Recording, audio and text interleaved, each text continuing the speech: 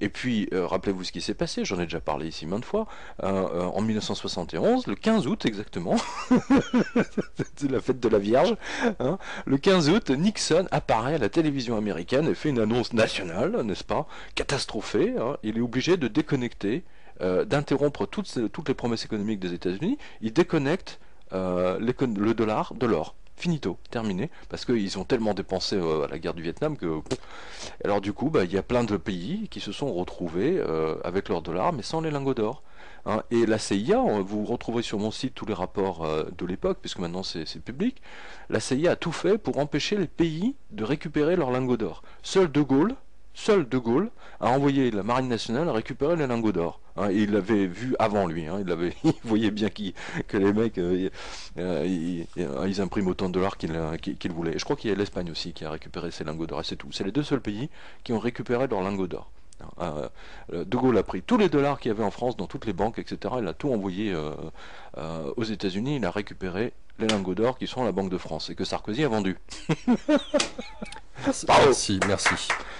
Alors, vous savez qu'il y a une enquête en ce moment, une enquête parlementaire sur Gordon Brown ou Tony Blair, je ne sais plus, pour savoir pourquoi il a vendu l'or de la Banque d'Angleterre au prix le plus bas, là où il était au plus bas.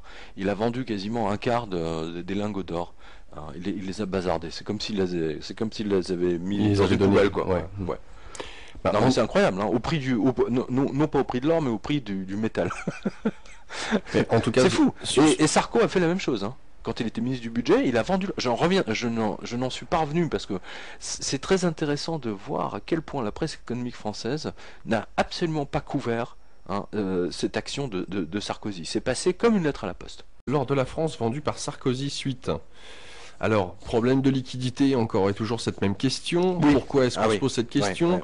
Ou une obligation de maintenir le cours de l'or très bas? On le sait. Toujours est-il que la Banque de France, elle, a vendu 56 tonnes de notre or en début d'année 2010, donc pour 1,3 milliard d'euros. Nous apprend la Tribune.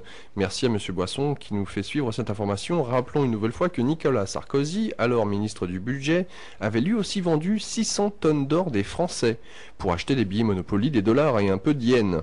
Et M. Boisson ajoute qu'il reste donc dans les caves à Roquefort 2379 tonnes d'or. Voilà. Mais regardez bien le communiqué de presse de la Banque de France, daté du 1er avril, souhaitant que cela soit une blague, mais je ne le crois pas. Par ailleurs, la poursuite d'opérations de cession d'or a également concouru à l'augmentation des placements rémunérés avec 56 tonnes vendues pour 1,3 milliard d'euros.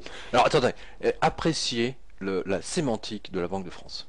Je ne sais pas comment ils font pour sortir des phrases aussi alambiquées. Genre, techniquement, ils auraient pu résumer ça en mettant « Nous avons vendu 56 tonnes d'or. » Point. Alors, non, alors je vous la refais, hein, parce que c'est quand même pas mal. La poursuite d'opérations de cession d'or, donc déjà ils utilisent cession au lieu de vente, a également concouru à l'augmentation des placements rémunérés. Alors déjà, concourir à l'augmentation de placements rémunérés, on ne sait pas trop s'ils les ont prêtés, hein, en échange de placés, enfin bon, c'est très bizarre.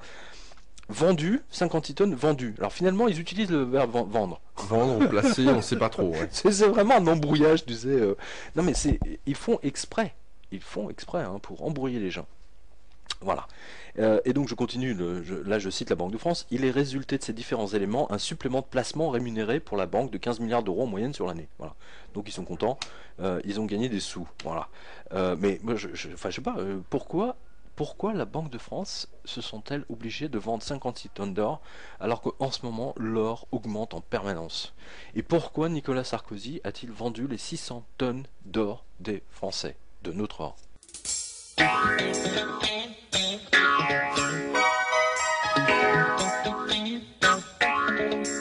On ira ensemble vers ce nouvel ordre mondial. Et personne, je dis bien, personne ne pourra s'y opposer.